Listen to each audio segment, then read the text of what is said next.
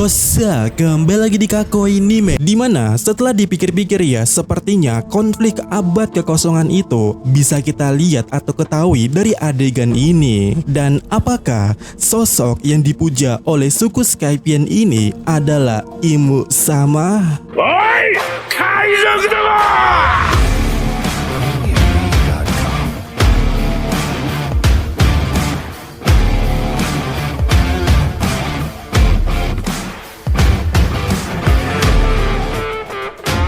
Oke, pada video sebelumnya kita sudah membahas kesesuaian globe yang ada di Ohara mencerminkan sistem baru di Marijoa, lebih tepatnya untuk Gorose.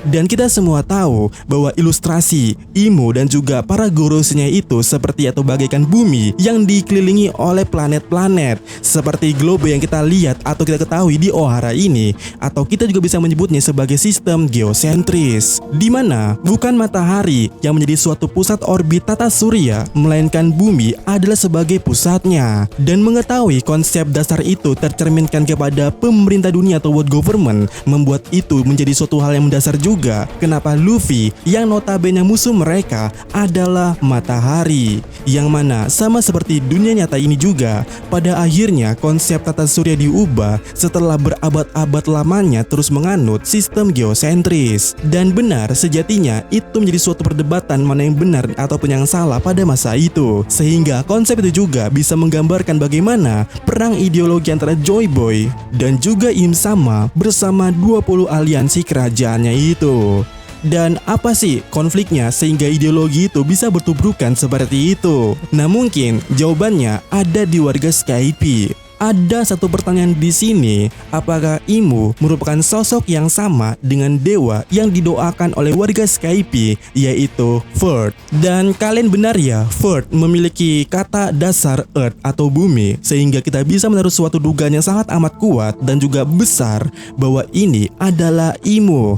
Karena konsep Gorose itu mengelilingi bumi, jadi Imu itu bumi dan Ford juga bumi. Jika benar, maka konflik antara ideologi tersebut bisa kita lihat di sini secara dasarnya, yang mana saat Konis menjelaskan kalau Ford adalah dewa yang mereka doakan ataupun semacamnya itu, di sana Luffy dengan spontannya langsung merespon dengan mak jelepnya. Omera konnan ni akogareru no ka? Douka shiten na? Dan jelas ini adalah konflik bentrokan dua ideologi yang berbeda. Jadi itukah konflik antara Imu dan Joy Boy salah satunya ada yang ingin jadi dewa ataupun semacamnya? Bukan ya? Yang saya mau katakan dari kasus Luffy, Konis dan juga Ford ini adalah sesuatu yang asing muncul, di mana lebih jelasnya mengenai Ford ini adalah Ford literally bisa bermakna tanah. Dan kenapa orang Skypian sangat mendoakannya atau memujanya, itu karena mereka menganggap tanah adalah unsur yang sangat langka di sana. Dan itu benar ya, mustahil ada tanah di awan apalagi di ketinggian seperti itu. Dan satu-satunya logika yang kita ketahui di One Piece ini, harusnya patung ini berasal dari Pulau Jaya beberapa ratusan yang lalu yang ikut terbang terkena upstream dari sana. Dan karena keunikannya dan dianggap benda asing, mereka pun mendoakannya dalam tanda kutip. Dan gak lama setelah hal itu juga, mereka melakukan hal yang sama kepada karet, karena karet benda yang langka juga di sana ternyatanya. Dimana dari hal itu juga kita tahu konfliknya adalah sesuatu yang asing muncul, dan itu menjadi suatu dasar konflik antara dua ideologi yang berbeda.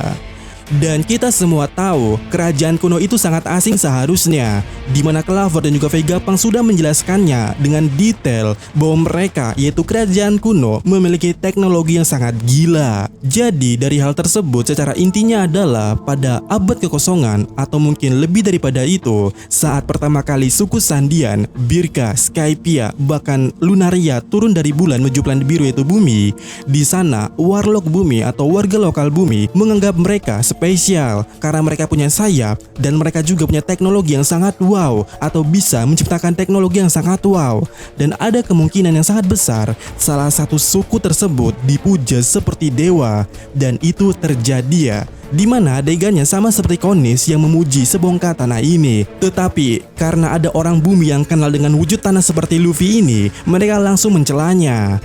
Yap, saat suku kuno dari bulan dipuja oleh warlock bumi dengan segala keunikan dan juga kemajuan teknologinya, ada satu orang dari bulan juga turun ke bumi dan menganggap kalau hal itu adalah hal sepele dan tidak harusnya dipuja. Yap, orang itu adalah Imo.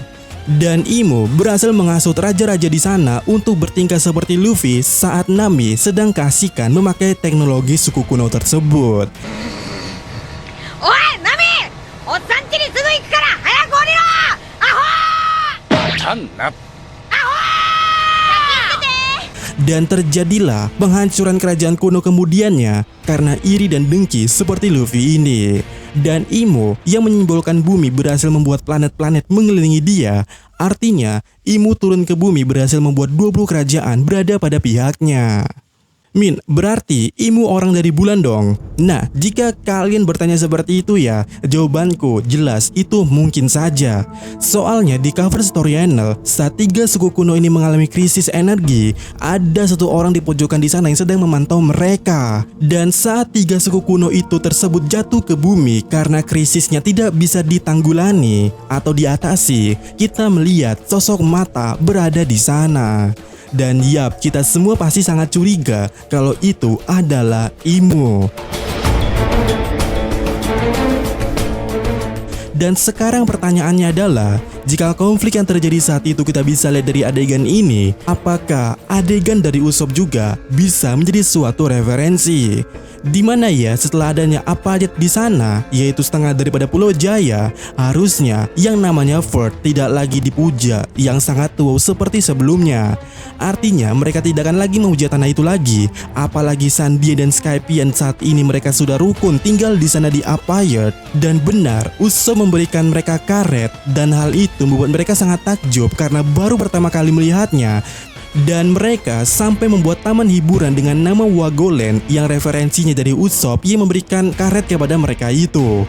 Bahkan dia atau Usopp ini ya dibuatkan patung di sana. Dan itu ya berpotensi didoakan oleh mereka, artinya Usopp jadi dewa di sana yang membawa hal baru. Nah, karena warga Skypiea punya kebiasaan seperti itu, bagaimana jika ternyata patung itu bukan dari Pulau Jaya alias bukan terkena knock upstream, melainkan sebenarnya dibuat oleh mereka itu sendiri, dan alasan sebenarnya patung itu dibuat karena seseorang yang membawakan tanah atau earth atau fort ke pulau langit itu ke sana. Dan bagaimana jika orang itu adalah Imo? Sehingga jika itu benar, maka kita bisa menebak bahwa muka Imo atau wajah Imo itu seperti ini. Dan menariknya adalah saat Luffy bertanya tentang hal itu, Konis menjelaskan kalau patung ini sejatinya melambangkan suatu keabadian. Jadi harusnya ini sangat make sense juga kalau ini adalah Imo. Dan pertanyaannya sekarang adalah kenapa dia ada di sana? Nah, mungkin jawabannya ada di flashbacknya Uroge dan sejarah kenapa dia yaitu Uroge ini bisa besar di sana di Pulau Skypiea. Padahal seharusnya itu sangat tidak masuk akal. Soalnya Uroge ini ras Birka dan aneh rasanya jika dia besar di sana di kalangan suku Skypiea. Jadi mungkin itu akan terkuak nantinya ketika kita melihat lore daripada Uroge ini nantinya. Dan mungkin lebih jelasnya bisa kita bahas di next video.